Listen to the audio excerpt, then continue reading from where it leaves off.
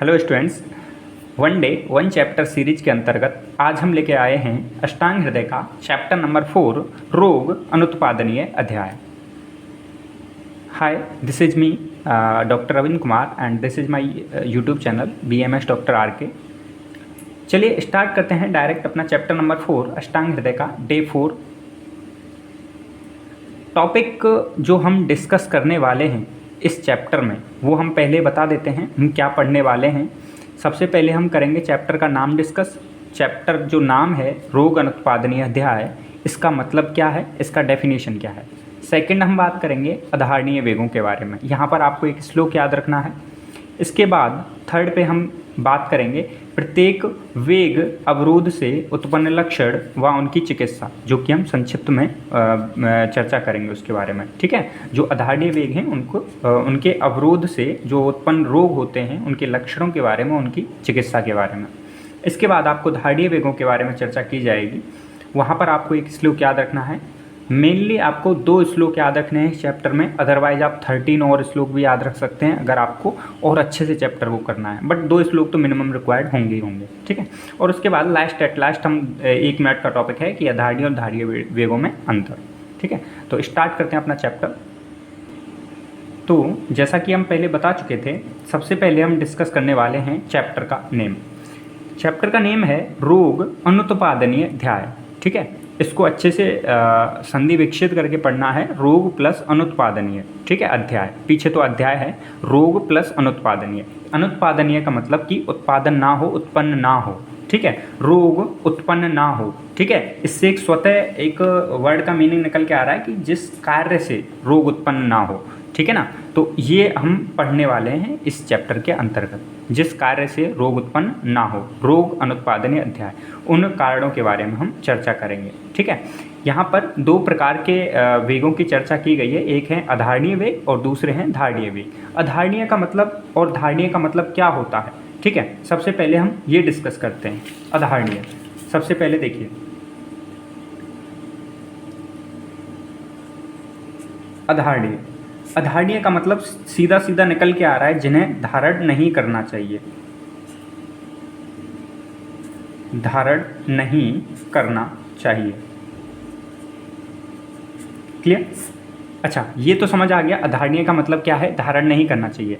ऐसे वेग जो अगर शरीर में प्रवृत्त हों, यानी कि जिन वेगों को शरीर में जब आएँ तो उन्हें शरीर में धारण नहीं करना चाहिए, उन्हें शरीर से निष्कासित कर देना चाहिए, इनका मतलब होता है अधारणीय। और दूसरा होता है धारणीय वेग, यानी कि अगर वो शरीर में प्रवृत्त हों, ठीक है, शरीर में आएँ तो उन्हें शरीर में ही धारण कर लेना चाहिए, धारण करना चाहिए। ये आपको अभी थोड़ा कम समझ आएगा, लेकिन जैसे जैसे आप रोगों के बारे में पढ़ लेंगे, ठीक है, अधारणीय वेगों के बारे में पढ़ लेंगे, धारणीय के वेगों के बारे में पढ़ लेंगे, तो सबसे लास्ट में हम अधारणीय और धारणीय की चर्चा करेंगे, तब आपको ये वर्ड समझ में बहुत अच्छे से आ जाएगा कि इनका मतलब क्या है। अभी मैं आपको एग्जाम्पल नहीं दे रहा है ना, क्योंकि अभी हमने पढ़ा नहीं है, तो हम पढ़ लेंगे तब इनके बारे में चर्चा करेंगे। चलिए स्टार्ट करते हैं अपना चैप्टर।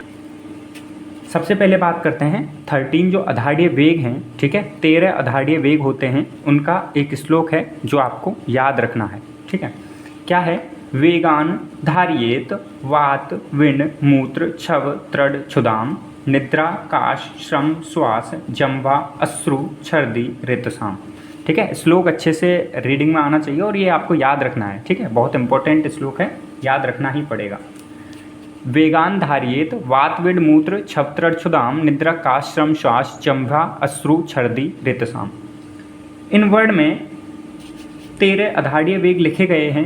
कौन कौन से हैं? वेगान धार्येत, वेगों को मतलब वेगान धार्येत जो अधारणीय वेग हैं वो कौन कौन से हैं? वात, यहाँ पर वात, ठीक है, पहला वात। ठीक है, आप देखते जाइएगा, मैंने लिख रखे हैं नीचे। वात, विण, विण का मतलब होता है मल। ठीक है, विण का मतलब मल। मूत्र, ठीक है। फोर्थ है छव, छव का मतलब होता है छींक आना, स्नीजिंग। ठीक है, वात विण मूत्र छव त्रट क्षुदाम, त्रट का मतलब होता है प्यास और क्षुधा का मतलब होता है भूख। ठीक है, 6 भूख। तो सबसे पहले ये 6 वेग हो गए। ठीक है, इसके बाद यहाँ पर 7 वेग लिखे हुए हैं। कौन कौन से?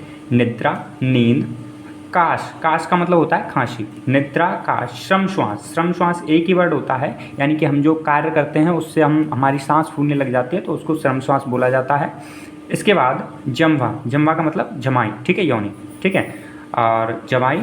उसके बाद होता है अश्रु, छर्दी और ऋतुसाम। अश्रु, अश्रु यानी कि आंसू, ठीक है, टीयर।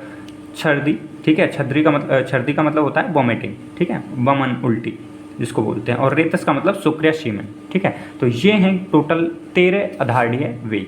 अब हम क्या करेंगे, एक एक वेग लेंगे, उसके बारे में उसका लक्षण पढ़ेंगे और उसका उपचार चिकित्सा पढ़ेंगे। तो पहला है अधोवात यानी कि अपान वायु, ठीक है। यहाँ पर दो वर्ड आएंगे, एक तो आएगा आपके पास अपान वायु और दूसरा आएगा उदान वायु, ठीक है। तो इनकी सबसे पहले मैं आपको इनका एक नॉर्मल ओवरव्यू दे देता हूँ, ठीक है। इनका मतलब क्या होता है, जैसे अपना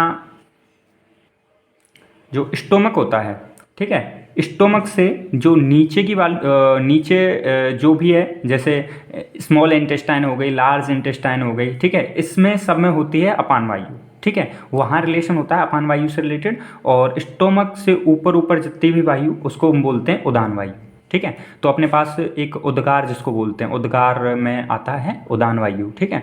तो ऐसे समझ सकते हैं आप, ठीक है, कि स्टोमक से ऊपर ऊपर वाली वायु को कहते हैं उदान वायु और उसके नीचे अपान वायु।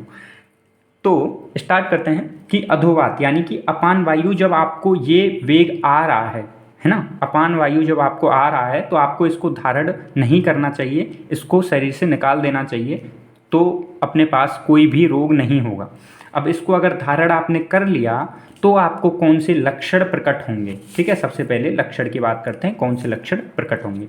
तो उसमें है सबसे पहला गुल्म यानी कि ट्यूमर। सेकंड है कोष्ठशूल, कोष्ठशूल, शूल का मतलब आप समझिए, है ना। इन वर्ड्स को बहुत अच्छे से ध्यान रखिएगा क्योंकि ये बहुत जगह पे काम आएंगे ये वर्ड, है ना। आपको हिंदी वाले ये वर्ड्स बहुत अच्छे से ध्यान रखने हैं और इन्हीं में आंसर्स लिखने हैं आपको। तो गुल्म का मतलब ट्यूमर, कोष्ठशूल मतलब यानी कि कोष्ठ यानी कि जो आस्य होते हैं उनमें वेदना, ठीक है। शूल का मतलब होता है वेदना या पेन। हृदय रोग, मल व मूत्र व मल अवरोध, ठीक है। क्लम, बिना, क्लम का मतलब होता है बिना श्रम के थकान। अग्नि का छीड़ होना, जो स्टोमक की जो अग्नि है उनका छीड़ होना। और दृष्टिवत, दृष्टिवत का मतलब देखने में जो कमी हो जाती है उसको दृष्टिवत बोलते हैं। अब ये तो इसके लक्षण हो गए, ठीक है। अभी तो आपको एकाध जो लक्षण हैं उनमें ऐसा लगेगा कि इसमें समझ नहीं आ रहा कैसे याद होगा, लेकिन आपको आगे इतने सारे वेग हैं, ठीक है। तो उनमें आपको कुछ भी याद करने जैसा कुछ नहीं रहेगा, सब आप जो डेली प्रैक्टिस में आपको जैसे छींक आ रही है तो उसमें कौन सा लक्षण होगा, कौन सा आपको चिकित्सा होगी, तो वो ऑटोमेटिक याद हो जाएगा अपने आप, ठीक है। तो इसकी चिकित्सा की बात करते हैं तो वातनाशक आहार विहार लेना चाहिए इसमें, स्नेहन, स्वेदन और वस्ति, ठीक है, ये इसकी चिकित्सा होती है। सेकंड है अपने पास मलावरोध, यानी कि जो मल का वेग आ रहा है उसको रोकना नहीं चाहिए। अगर वो हमने रोक लिया, ठीक है, तो अपने पास कौन सा लक्षण प्रकट होगा और कौन सी उसकी चिकित्सा होगी। तो देखते हैं, लक्षण होगा, सबसे पहला हिंट आपको मिल गया कि अधोवात के जो लक्षण हैं वही अपने पास मलावरोध के लक्षण होते हैं ज़्यादातर, ठीक है। तो आप अधोवात के लक्षण भी याद कर सकते हैं, उसमें लिख सकते हैं। सेकंड है जो मुख से स्टूल का आना। अगर आप मल का अवरोध कर रहे हैं तो वो किसकी तरफ आएगा, ऊर्ध्व होगा, यानी कि मुख की तरफ आएगा, ठीक है। और वायु का ऊपर आना, वायु अधोवात नहीं है तो कौन सी होगी, उदान वायु होगी, ठीक है। अपान नहीं होगी तो कौन सी होगी, उदान होगी, ठीक है। पिंडको द्वेष्टन का मतलब होता है पेन होना, ठीक है। जो अपने पास जो मैंने बताया था ना, अपान वायु नीचे वाली वायु होती है, वहाँ पर अपने पास क्या होता है, पेन होता है। परिकर्तन यानी गुदा में कैंची जैसे काटने वाली पीड़ा होती है, ठीक है। और सिरोरोज यानी कि हेडेक होता है, ठीक है। तो ये सारे इसके लक्षण। चिकित्सा क्या होगी, अवगा यानी कि टब बात, ठीक है, ये करना चाहिए। स्वेदन करना चाहिए, मलवेदक अन्नपान का सेवन करना चाहिए, और बस्तीकरण जिसको एनिमा बोलते हैं ये करना चाहिए। थर्ड है अपने पास मूत्र अवरोध। अब चीज़ें सिंपल होती जाएंगी, ठीक है। वहीं तक आपको पहला और दूसरा थोड़ा टफ लगा होगा, अब चीज़ें सिंपल हो जाएंगी। थर्ड है मूत्र अवरोध, यानी कि आपको मूत्र का वेग आ रहा है और आपने उसको रोक लिया तो आपको क्या लक्षण होंगे और क्या उसकी चिकित्सा होगी। अब हम बार बार नहीं बताएंगे, ठीक है। आप सेल्फ अंडरस्टैंडिंग है कि अधारणीय का मतलब क्या होता है, कि इन्हें धारण नहीं करना चाहिए शरीर में। अगर इनका वेग आ रहा है तो इन्हें तुरंत शरीर से बाहर निकाल देना चाहिए, चाहे मलावरोध हो, मल हो, मूत्र हो, कुछ भी हो, ठीक है, क्लियर।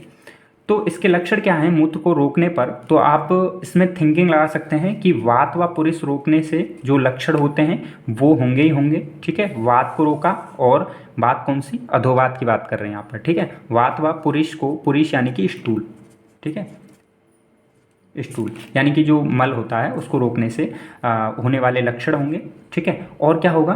पेन होगा बिलो द एब्डोमिनल रीजन, ठीक है, उसके नीचे पेन होगा। और अश्मरी का मतलब होता है स्टोन का बनना, ठीक है। और इसकी चिकित्सा क्या है? तो भोजन से पूर्व और भोजन के पश्चात घृतपान करना चाहिए। अच्छा, कितना घृतपान करें? वही जितना कि पाचन हो सके, ठीक है, उतना ही करना चाहिए। एक्स्ट्रा आपको पता है एक्स्ट्रा भी बीमारी कॉज करता है।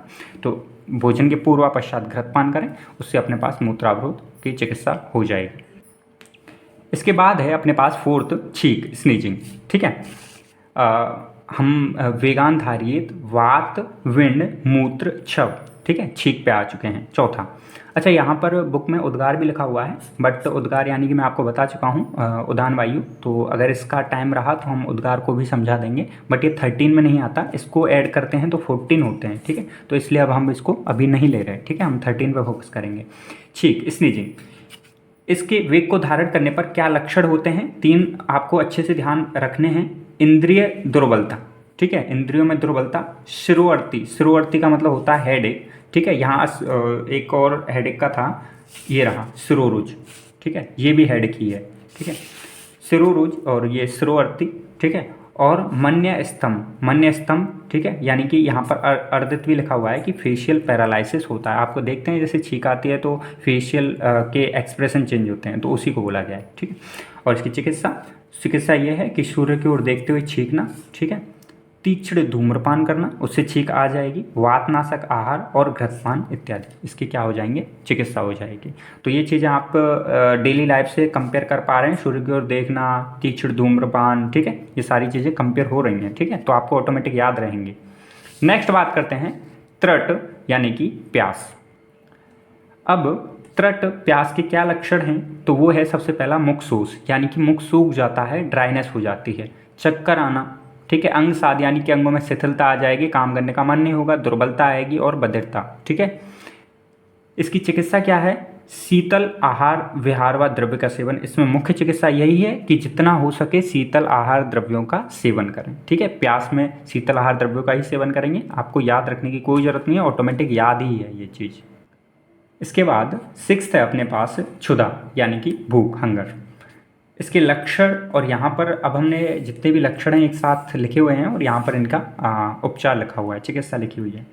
तो इसके लक्षण हैं सूल, यानी कि वेदना, पीड़ा होगी, वीकनेस आएगी, अंग भंग, ठीक है, अभ्यंग, अंग भंग यानी कि जो अंग टूटने जैसी पीड़ा होती है, अरुचि आएगी, ठीक है, क्रस्ता आएगी। इसके लक्षण क्या हैं? लक्षण हैं थोड़ी मात्रा, सॉरी लक्षण नहीं, उपचार की बात कर रहे हैं। उपचार है इसका थोड़ी मात्रा में हल्का भोजन करना चाहिए, ठीक है। ऐसा नहीं है कि आपको भूख लगी है तो एकदम से हैवी भोजन कर लिया, तो हल्की मात्रा में थोड़ा स्निग्ध, स्निग्ध यानी चिकना भोजन करें, और उष्ण थोड़ा गर्म भोजन करें, ठीक है, हल्का गर्म।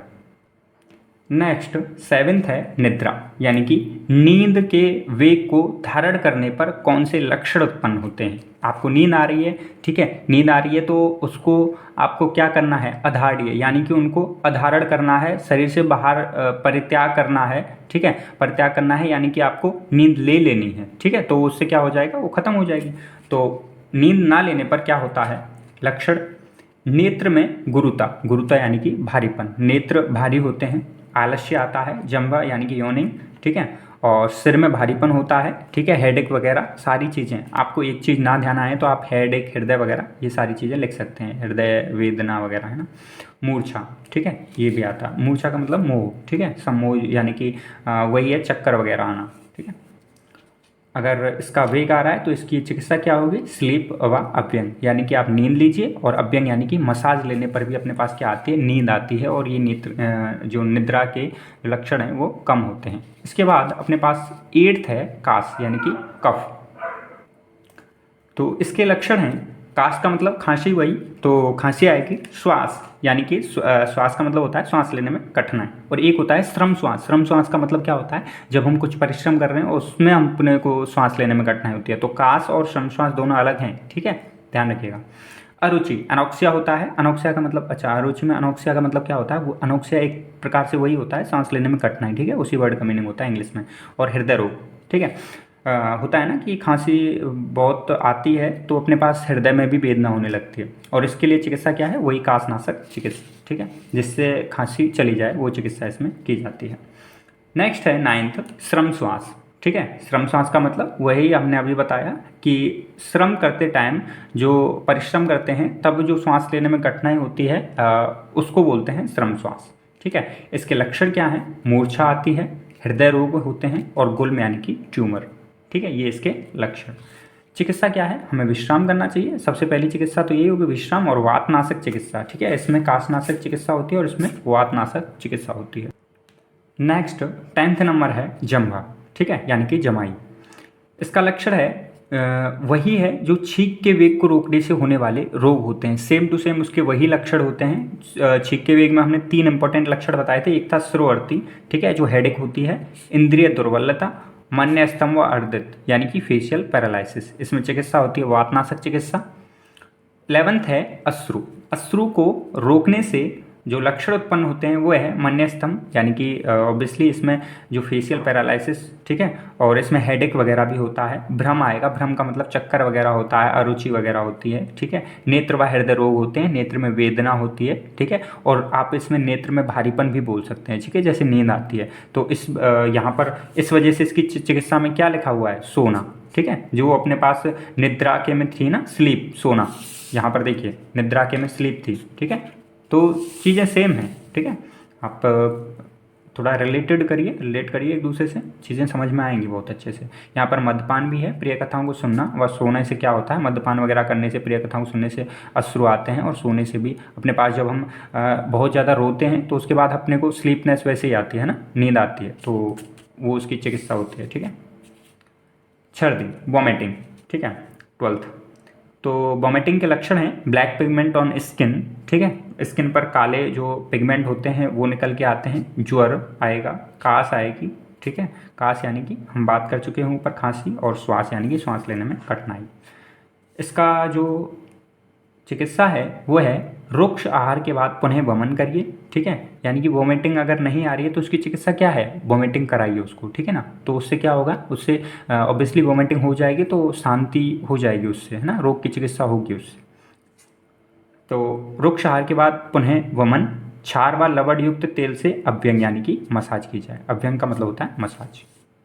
और लास्ट एंड 13 है रेतस, रेतस यानी कि सीमन, सीमन को रोकने से, उसका वेग आ रहा है उसको रोकने से कौन से लक्षण प्रकट होते हैं, वो है लिंग व वृषण में वेदना होगी, ठीक है, मूत्र अवरोध होगा, ठीक है, यानी कि इससे क्या होता है, जो कॉमन पाथवे होता है तो मूत्र अवरोध भी होता है। और अपने पास ऐसे कह सकते हैं कि लिंग और वृषण में भी वेदना होती है, और बिलो एब्डोमिनल भी पेन होता है, जैसे अपने पास किस में होता है, जो मूत्रावरोध को, मूत्र के वेग को रोकने से होते हैं, जहाँ पर जो वेदना होती है वो अपने पास रेतस के वेग को रोकने से भी होती है, ठीक है। नेक्स्ट है इम्पोटेंसी, ठीक है, जो जिसको बोलते हैं अपने पास नपुंसकता, ठीक है, तो नपुंसकता भी आएगी, है ना, स्टोन होगा, अस्मरी जिसको बोलते हैं, स्टोन बनेगा, ठीक है, बॉडीज मतलब कि बॉडी में पेन होगा, हृदय पीड़ा होगी, ठीक है, ये इसके लक्षण। इसका चिकित्सा क्या है, उपचार क्या है, वस्ती शोधन, अवगाहन, टबवात, दुग्ध व मैथुन का सेवन करना चाहिए, ठीक है, दुग्ध सेवन करना चाहिए, मैथुन सेवन करना चाहिए, वस्ती शोधन वगैरह यानी कि टबवात आदि इत्यादि, अवगाहन को बोलते हैं टबवात, ठीक है, अवगाहन, ठीक है, ये सब करना चाहिए। तो ये थे अपने पास टोटल 13 अधाढ़ीय वेग, ठीक है, जो हमने यहाँ से स्टार्ट करे थे, ठीक है, 13 अधाढ़ीय वेग, वेगान धारित, वात, विंड, मूत्र, छव, त्रट, क्षुधाम, निद्रा, काश, श्रम श्वास, जम्भा, अश्रु, छर्दी, रेतसाम। तो ये हमने 13 अधाढ़ीय वेगों की चर्चा कर ली 1 by 1, उनके लक्षण और उनकी चिकित्सा के बारे में बात कर ली। अब इसके बाद हम बात करते हैं नेक्स्ट धाढ़ीय वेग, ठीक है, तो इसके बाद अपने पास ये सेकंड लास्ट टॉपिक है अपने चैप्टर का, धाढ़ीय वेग, ठीक है, इसके बाद 1 मिनट का एक और टॉपिक बचा है, धाढ़ीय और अधाढ़ीय वेगों में अंतर, ठीक है, ये भी कुछ 1-2 मिनट का ही है। तो कुछ ऐसे भी वेग होते हैं जिनको शरीर में ही धारण करना चाहिए, उन्हें शरीर से बाहर नहीं निकालना चाहिए, जैसे कि आपको समझ के भी पता चलेगा, ठीक है। आपको जो आप समझेंगे, यानी कि जो हम बताएंगे इन जो धारणीय वेगों के बारे में, जो धारणीय वेगों के बारे में आप देख रहे हैं, इनको शरीर में ही धारण करना चाहिए। अगर आप इन्हें शरीर से बाहर निकालेंगे तो ये क्या करते हैं, कुछ रोग पैदा करते हैं, ठीक है। तो इसका भी श्लोक इंपॉर्टेंट है। तो मैंने आपको एक पहले बताया था अधारणीय वेग का, वेगान धारियत वात बिलमूत शब्द चौदाम निद्रा का श्रमश्वास जम्भाश्रु छद्दी रेतशाम, ठीक है। तो वो अधारणीय वेग का था, और ये है धारणीय वेग का। क्या है, धार्येतु सदा वेगान हितैषी प्रेत्य चेह चय लोभ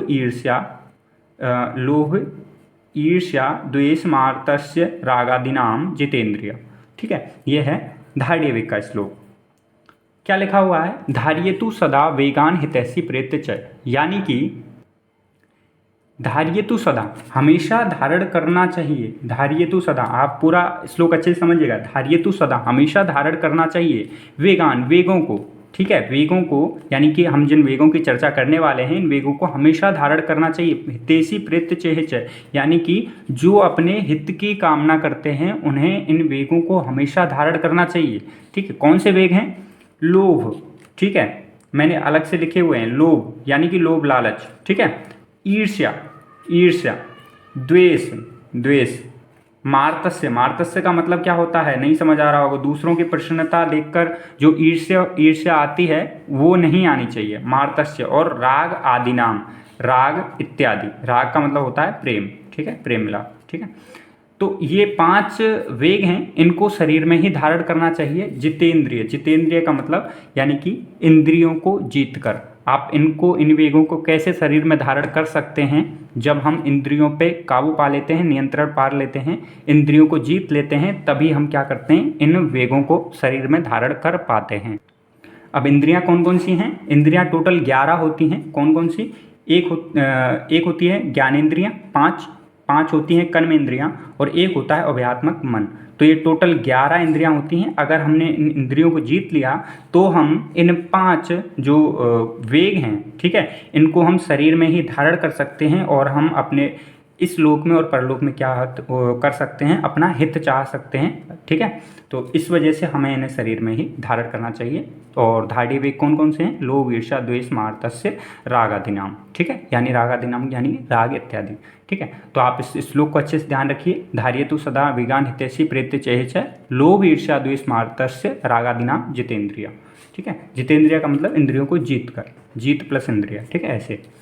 तो ये था अपने पास अधारणीय और धारणीय वेग, हमने पूरा डिस्कस किया। अच्छा, यहाँ पर हमने कुछ टॉपिक्स के बारे में बात करी थी। चैप्टर का नेम आपने अच्छे से पता चल गया, रोग उत्पादनीय, ठीक है, अनुत्पादनीय, जो जिससे रोग की उत्पत्ति ना हो, ठीक है। आपने अधारणीय 13 वेगों के बारे में चर्चा की, आपने श्लोक पढ़ा, आपने प्रत्येक वेग के अवरोध से उत्पन्न लक्षण पढ़े व उनकी संक्षिप्त चिकित्सा पढ़ी है, आपने धारणीय वेग पढ़े हैं, ठीक है, और उनकी चिकित्सा बारे में कुछ भी नहीं गिवन है, ठीक है, तो उनकी चिकित्सा से रिलेटेड कुछ आता भी नहीं है। और अधारणीय और धारणीय वेगों में अंतर। अब देखिए, अब ये चीज़ आप अच्छे से कर सकते हैं, खुद ही कर सकते हैं कि अधारणीय और धारणीय वेग में क्या अंतर आएगा। तो देखिए, आप सबसे पहला कि अधारणीय वेग टोटल कितने होते हैं, अधारणीय वेग होते हैं टोटल 13। धारणीय वेग कितने होते हैं, धारणीय वेग 5 होते हैं। अधारणीय धारणीय में सबसे पहला अंतर आप श्लोक में भी दे सकते हैं, इसका श्लोक और उसका श्लोक कंपैरिजन करके। सेकंड, आप अधारणीय वेग की संख्या और धारणीय वेग की संख्या में बता सकते हैं, ठीक है। और आप थर्ड, जो इम्पोर्टेंट और जो सबसे पहले लिखना चाहिए था कि अधारणीय और धारणीय का मतलब क्या होता है। अधारणीय का मतलब होता है जिन्हें शरीर में नहीं धारण करना चाहिए, उन्हें शरीर में धारण करने से क्या होता है, रोग की उत्पत्ति होती है। और धारणीय वेगों को शरीर में ही धारण करना चाहिए, अगर आप वहीं उन्हें शरीर से बाहर निकालेंगे तो अपना अहित करेंगे, ठीक है। तो इसलिए लिखा गया था इस श्लोक में कि धार्येतु सदा वेगान हितैषी, अपना हित चाहते हैं तो उन्हें शरीर में ही धारण करिए। तो ये था अपने पास चैप्टर नंबर 4 रोग अनुत्पादनीय अध्याय, ठीक है, जो कि अष्टांग हृदय का। इसी प्रकार हम डे बाय डे नया चैप्टर लेके आते हैं। और अब नेक्स्ट डे हम लेके आएंगे चैप्टर नंबर 5 अष्टांग हृदय का, ठीक है। तब तक के लिए थैंक यू सो मच। और अगर आप चैनल पर नए हैं, अगर आपको वीडियो पसंद आया तो चैनल को जरूर से सब्सक्राइब कर दें एंड लाइक शेयर जरूर कर दें अपने जो भी फ्रेंड्स का ग्रुप है उसमें। Thank you so much.